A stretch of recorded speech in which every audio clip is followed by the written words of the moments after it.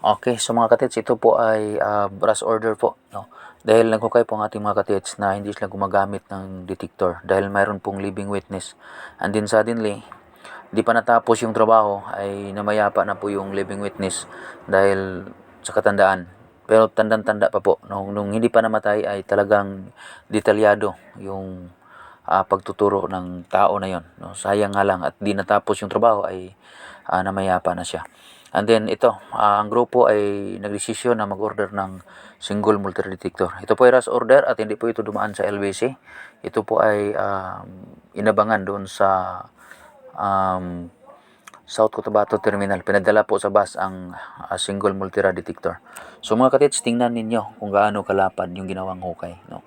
So ganun talaga. No? Pag mayroong living witness, talagang maidetalye lahat kung saan. Kung ano kalaki ang ginawang hukay nila noon. So yun ang sinusunod nila ni katits. Ngayon, kinukonfirm nila sa gamit. At pansinin ninyo mga katets, no? Makikita natin dito or mapapansin natin na itong tinutungtungan or inaapakan ng ating katets ay concrete po. No? Concrete po siya, malapad na concrete.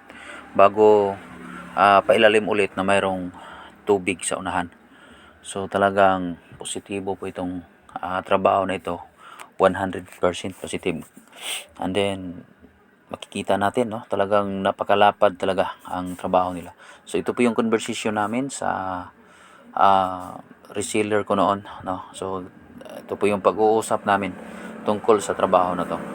So hanggang dito lang po, no, mga katets.